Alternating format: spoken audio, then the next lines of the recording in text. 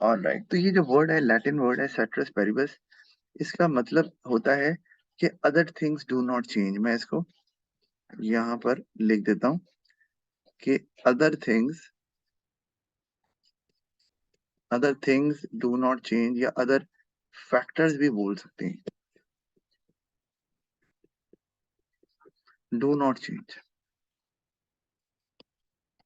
एक और भी, हाँ इसके ये भी, other things remaining the same, other things remaining the same, ये भी हो सकता है डू नॉट चेंज के बजाय। अच्छा, अब ये, अच्छा ये डू नॉट को मैंने, अच्छा अब ये क्या मतलब है इसका, ये जब लॉ स्टेट करते हैं तो हम ये ना वर्ड इस्तेमाल करते हैं सेट्रस पेरिबस का। उसकी वजह ये है, हमने जो रिलेशनशिप स्टैब्लिश किया है प्राइस और डिमांड में, ये जरूरी नहीं है कि ये रिलेशनशिप हर हालत में स्टैब्लिश होता हो। तो फिर अब हमने अपनी बात को तो सही साबित करना है, या जिन्होंने ये लॉ बनाया, और वो क्यों, ये अदर थिंग्स क्या हैं, ये मैं आपको एग्जांपल देता हूँ कि डिमांड को इन्फ्लुएंस सिर्फ प्राइस नहीं करती, यानी कि यहाँ प्राइस बढ़ने से डिमांड कम हो रही है, प्राइस कम होने से डिमांड ज्यादा हो रही है, तो प्राइस तो एक फैक्टर है जो डिमांड को इन्फ्लुएंस करता है, लेकिन there are other factors as well which can affect demand. जैसे कि मैं एग्जांपल देता हूँ कि इकोनॉमिक्स में हमने ये वाई है ना, मैं यहाँ पे लिखता हूँ, एक मिनट, ये लेटर वाई जो है ना इकोनॉमिक्स में, ये इनकम के लिए इस्तेमाल होता है। तो लेट्स से कि अब मैं यूं एक बात कर रहा हूँ कि अगर इनकम जो है वो आपकी ना 100 है, और जो प्राइस है प्रोडक्ट की, फॉर एग्जाम्पल वो है 10। अच्छा, अब क्या हुआ कि प्राइस जो है ना वो हो गई 20। ऑफकोर्स नजर आ रहा है कि प्राइस अगर 20 हुई है तो डिमांड कम होनी चाहिए, लेकिन उसके साथ साथ क्या हुआ कि जो इनकम थी ना वो 200 हो गई। तो अब लेट्स से कि अब पहले जो है वो क्वांटिटी खरीद, यानी कि ये प्राइस है, ये प्राइस है, ठीक है, और ये इनकम हमें नीचे नजर आ रही है, वाई इनकम है, ये प्राइस है। उसके बाद आप 100 रुपए से 10 रुपए की कितनी चीजें खरीद सकते हैं, 10, ये क्वांटिटी डिमांड। तो अब कीमत 20 रुपए हो गई, अब कितनी चीजें खरीद सकती हैं बताओ। 10। अब भी 10 ही खरीद सकते हैं, बिल्कुल सही, 10। इसका मतलब है कि आपकी तो क्वांटिटी उतनी की उतनी ही रही, यानी कि प्राइस बढ़ भी गई तो क्वांटिटी में कोई फर्क नहीं पड़ा, क्योंकि आपकी इनकम भी बढ़ गई है एट द सेम टाइम। तो ये जो रिलेशनशिप हमने स्टैब्लिश किया, ये तो यहाँ पे होल्ड नहीं कर रहा ट्रू, क्योंकि डिमांड को तो कम होना चाहिए था। तो इसीलिए, क्योंकि प्रैक्टिकली अदर फैक्टर्स भी होते हैं जो डिमांड को अफेक्ट करते हैं, तो लॉ ऑफ डिमांड बताते हुए या प्राइस और डिमांड के रिलेशन को बताते हुए हम बाकी फैक्टर्स को कांस्टेंट कर सकते हैं। और भी फैक्टर है, जैसे मैं बार में और फैक्टर के भी इसलिए बात नहीं कर रहा क्योंकि ये जो फैक्टर्स हैं, यानी कि फैक्टर्स अदर देन प्राइस, ये हमने डिस्कस करने हैं आगे आगे चल के, और इनको बोलते हैं नॉन प्राइस फैक्टर्स, क्योंकि डिमांड को अफेक्ट करते हैं। लेकिन बहरहाल अभी के लिए हम इन फैक्टर्स को कांस्टेंट समझते हैं कि ये चेंज नहीं होते, यानी कि इनकम में कोई चेंज नहीं आएगा। तो उसके लिए फिर हम एक यही सेट्रस पेरिबस का वर्ड इस्तेमाल करते हैं कि भाई बाकी फैक्टर्स चेंज नहीं होंगे तो प्राइस बढ़ने से डिमांड कम होगी, और प्राइस कम होने से डिमांड ज्यादा हो जाएगी। यहाँ तक समझ आ गई ना आपको? Yes sir. और राइट, तो आगे चलते हैं। अब हम आगे देख लें कि अगर हम ये एक आपको समझ होनी चाहिए डिमांड स्केड्यूल। ये मैं इसलिए नाम बता रहा हूँ क्योंकि एमसीक्यू में ये नाम इस्तेमाल होता है कई बार, बच्चों को कोई नहीं समझ आता ये क्या है, ये क्या चीज है। डिमांड शेड्यूल मतलब एक टेबल है जिसमें आप प्राइस के और डिमांड के रिलेशन को शो कर रहे होते हैं। Simple is that. यानी कि अगर आपकी प्राइस 2 है और आपकी प्राइस जो है वो 10, सॉरी डिमांड 10 है, तो आगे आप दिखाते हैं कि प्राइस में चेंज आया, वो 4 हो गई, और आपकी जो डिमांड थी वो 5 हो गई, यानी कि प्राइस बढ़ने से डिमांड कम हो गई। तो टेबल में आप इन्हीं दो चीजों को दिखाते हैं, और ये दोनों चीजें कांस्टेंट नहीं होती। बाकी सब चीजें कांस्टेंट, वो चेंज नहीं होंगी, लेकिन प्राइस और डिमांड, क्योंकि इन दोनों के रिलेशनशिप को दिखाना है, तो ये दोनों चेंज होंगी। अच्छा, और इसी को अगर हम एक डायग्राम की मदद से शो कर दें, तो ये ऐसे मैंने ये ये डिमांड कर्व मैं बना के दिखा रहा हूँ आपको कि लेट्स से कि आपके पास यहाँ पे हम प्राइस लेते हैं, वाई एक्सिस पे हमेशा, और यहाँ हमेशा हम क्वांटिटी लेते हैं। तो लेट्स से कि हमारे पास ये प्राइस है, यानी कि प्राइस 2 है, और अभी जो टेबल के मुताबिक हम देख लेते हैं वो 10 है डिमांड। और जब आपकी जो अपना प्राइस हो जाती है डबल और प्राइस बढ़ गई, तो आपकी जो डिमांड है वो 5 के आ गई। तो ये हमें नजर आ रहा है, यानी कि आपने मूव किया कि सड़क को, अगर आप इसको एक पॉइंट लेते हैं पॉइंट ए और इसको लेते हैं पॉइंट बी, तो हमने इधर को मूव किया, और इसको हम बोलेंगे मूवमेंट अराउंड द कर्व, जैसे पीपीसी में होता है movement around the curve to the left. और लेफ्ट अगर मूवमेंट हो रही है कर्व के ऊपर ए से बी की तरफ, तो हम कहेंगे कि डिमांड कम हो रही है, और ये हो रही है कम हो रही है प्राइस की वजह से। वो हमें नजर भी आ रहा है एरोस की मूवमेंट से कि प्राइस बढ़ने से डिमांड कम हो गई। ये ए से बी पे जब मूव कर रहे हैं तो वो यही दिखा रहा है कि प्राइस बढ़ने से डिमांड कम हो रही है। अच्छा, इस तरह जब होता है तो हम इस तरह की चीज को, यानी कि अगर प्राइस बढ़ रही है और उसकी वजह से डिमांड कम हो रही है, जैसे मैंने दिखाया है, यानी कि movement along the curve to the right side है, तो हम इसको बोलते हैं एक्सटेंशन। अच्छा, इसको इंक्रीज नहीं बोलना, इसको राइज नहीं बोलना, उसकी वजह है वो हम अभी आगे चल के बात करेंगे कि इसको एक्सटेंशन का मतलब यही है ना कि वो फैल रही है डिमांड, मतलब बढ़ ही रही है ना, लेकिन वर्ड इसके लिए एक्सटेंशन का आता है। अच्छा, इसी तरह अगर मैं ये कहूं कि आप बी से ए की तरफ मूव कर रहे हैं, बी से ए की तरफ, तो इसका मतलब है कि अब प्राइस जो है वो 4 है। पहले बी पे क्या है, बी पे प्राइस आपकी 4 है और डिमांड जो है वो 5 है। तो अगर आप बी से ए की तरफ जाएंगे तो अब आपकी प्राइस कम हो रही है। आप प्राइस अगर कम कर रहे हैं, 4 से 2 पे जा रहे हैं, तो डिमांड जो है वो 5 से 10 पे चली जाएगी। तो ये जो मूवमेंट है इसको बोलते हैं movement along the curve to the right side. और इसका मतलब है, यानी कि ये वाली सूरत हाल हमें नजर आती है कि प्राइस कम हो रही है और डिमांड जो है वो बढ़ रही है, तो इसको हम कहते हैं कॉन्ट्रैक्शन। ये दो बहुत स्पेसिफिक वर्ड्स हैं जो सिर्फ तब इस्तेमाल होते हैं जब डिमांड बढ़ती या कम होती है बिकॉज ऑफ प्राइस फैक्टर। ये आपने याद रखना है। और उसमें फिर डिमांड पे आप बैक एंड फोर्थ मूवमेंट करते हैं, या नीचे को जा रहे हैं या ऊपर को। अच्छा, इसमें ना एक बात का एमसीक्यू में एक इस्तेमाल होती है टर्म, क्या, मैं यहाँ पे लिख रहा हूँ,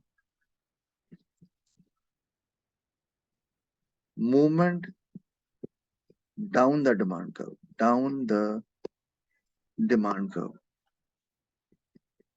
अगर ये इस्तेमाल हुआ, मुझे बताओ इसका क्या मतलब है। Movement down the demand curve का क्या मतलब है, मतलब इज इट एक्सटेंशन और कॉन्ट्रैक्शन?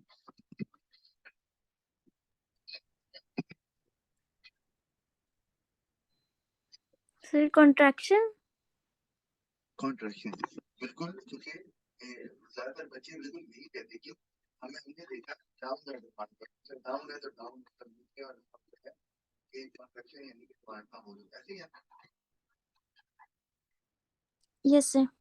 अब देख लो, अब यहाँ पर चूंकि ये जो डिमांड कर्व हमने बनाया है, it is a negatively sloped curve. Negatively sloped curve क्या होता है, जो कि एक तो लेफ्ट से राइट फॉल करता है। तो ये फॉल कर रहा है ना, ये आपका लेफ्ट है टॉप, और ये आप यहाँ तक जा रहे हैं राइट पे, तो लेफ्ट से राइट फॉल करता है ये। और नेगेटिवली स्लोप कर्व हमेशा तब होता है जब ये दिन जिन दो वेरिएबल से मिलके बनता है, यानी वो दोनों आपस में इनवर्स रिलेशनशिप रखते हैं।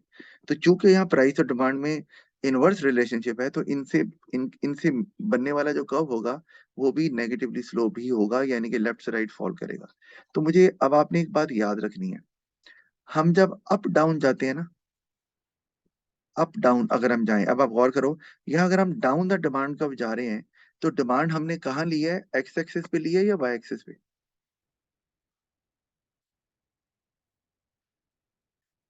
डिमांड कहाँ ली है हमने, ये ग्राफ, ये जो कर्व बनाया हुआ एक्स। है एक्स पे। तो अब एक्स पे लिए, तो इसका मतलब है कि हमारा गर्ज होना चाहिए राइट लेफ्ट से, क्योंकि डिमांड राइट पे जाएगी तो क्योंकि एक्स एक्सिस है, राइट पे जाएगी तो वैल्यू बढ़ेगी, लेफ्ट पे जाएगी तो वैल्यू कम होगी। तो एक्स एक्सिस पे अप डाउन पे तो कोई वैल्यू नहीं आती, वो तो वाई से पढ़ेंगे, ऐसा नहीं है? Yes sir. तो इसका मतलब ये है कि अब जब मूवमेंट हो रही है डाउन द डिमांड कर्व, इसका मतलब है आप बी से ए की तरफ जा रहे हैं, क्या ऐसा नहीं है? डाउन द डिमांड कर्व तो यही हुआ ना, बी से ए की तरफ जा रहे हैं। यस। तो जब आप बी से ए की तरफ जा रहे हैं डाउनवर्ड्स, तो क्या आप राइटवर्ड भी जा रहे हैं?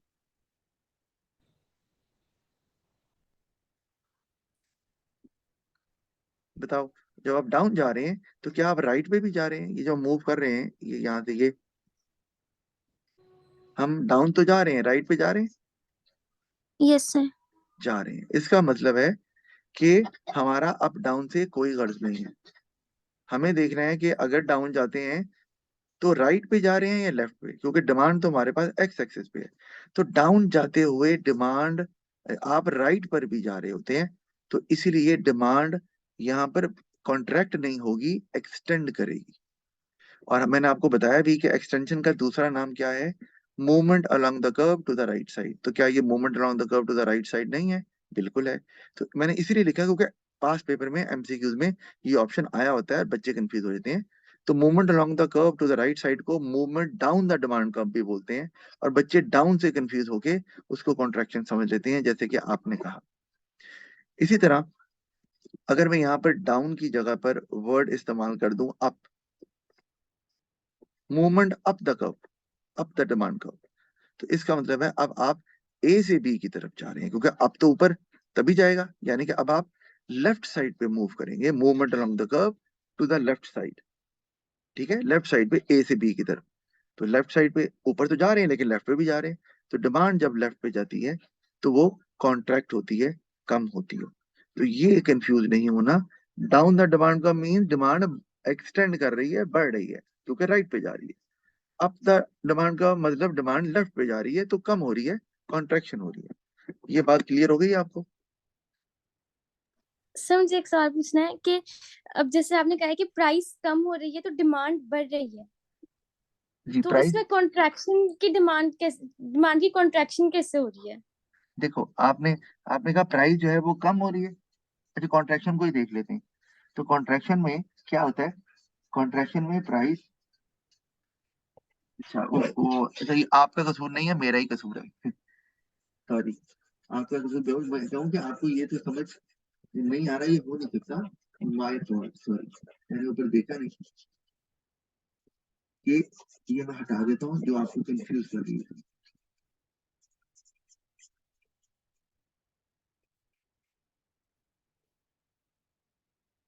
अच्छा, अब मैं दोबारा बता रहा हूँ, जो ऊपर है, ऊपर तो डिमांड कम हो रही है ना? यहाँ पर है ना? Yes sir. तो सॉरी, ये कॉन्ट्रैक्शन है भाई, ये कॉन्ट्रैक्शन, डिमांड कम हो रही है, और नीचे यहाँ पर डिमांड बढ़ रही है, तो ये एक्सटेंशन है। मैंने देखा ही नहीं, मैंने उल्टा लिख दिया, सॉरी मेरी गलती है। तो अब हमें क्लियर हो जाएगा कि जब आप बी से ए की तरफ जा रहे हैं, बी से ए की तरफ, तो movement along the curve to the right side है, और इसको movement down the demand curve बोलते हैं। और इसमें प्राइस कम होती है और डिमांड बढ़ती है, यानी कि क्या होता है जी? एक्सटेंशन होती है। और जब आप हम ए से बी की तरफ जाते हैं तो मूवमेंट अप द कर्व होता है, इसे बोलते हैं। और movement along the curve to the left side भी बोलते हैं, और उसमें आपकी प्राइस बढ़ती है और डिमांड कम होती है, और इसको हम कॉन्ट्रैक्शन। अब क्लियर? अब यस सर। अच्छा, सही, तो वो बस मैंने ऐसे लिख दिया। अच्छा, ये ना, एक मिनट में बता, हाँ, थोड़ी देर के लिए वेट आपको करना पड़ जाएगा।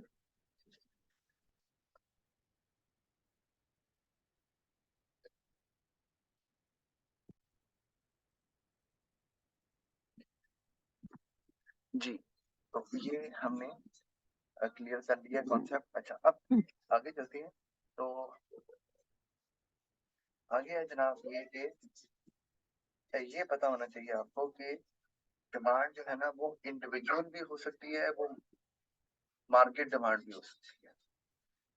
अच्छा, अम, अब अगर आप नोट्स को देखो, हमें नजर आ रहा है, तो ये जो टेबल मैंने बनाया हुआ है, पहले तो ये कि इंडिविजुअल और मार्केट डिमांड आप देख लो। इंडिविजुअल डिमांड एक कंज्यूमर की होती है जो मार्केट में मौजूद है। आपको पता है कि मार्केट में तो देयर आर मेनी कंज्यूमर्स। तो एक डिमांड, एक कंज्यूमर की जो डिमांड होगी प्रोडक्ट के लिए, वो इंडिविजुअल डिमांड है। मार्केट डिमांड होती है कि जितने भी मार्केट में कंज्यूमर्स हैं, वो जितनी चीजें डिमांड कर रहे हैं, वो मार्केट डिमांड कहलाती है। तो अब आप गौर करो, जैसे मैंने एग्जांपल दिया है कि एक टेबल बनाया हुआ है, उसमें अगर 5 प्राइस है और लेट्स अज्यूम कि there are 3 consumers in the market. वैसे तो बहुत से होते हैं, हमने एग्जांपल जरा सिंपल रखी है। तो 5 प्राइस पे कंज्यूमर ए 30 चीजें बाय कर रहा है, कंज्यूमर बी 25 चीजें बाय कर रहा है, कंज्यूमर सी 20 बाय कर रहा है। इन सबको ऐड करते हैं तो 75 आ जाता है, जो कि मार्केट डिमांड है। तो 5 पे मार्केट डिमांड 75 है और इंडिविजुअल कंज्यूमर की डिमांड डिफरेंट है। तो अब इस तरह 10 है तो 10 पे आप देख रहे हैं कंज्यूमर ए की डिमांड कम हुई है, बी की भी कम हुई है, सी की भी कम हुई है। उनके हिसाब से उनकी विलिंगनेस और एबिलिटी डिफरेंट है और मार्केट डिमांड 60 पे आ गई। और जब उनको जमा किया, वो कम तो होनी है ऑफकोर्स, और 15 पे की तरह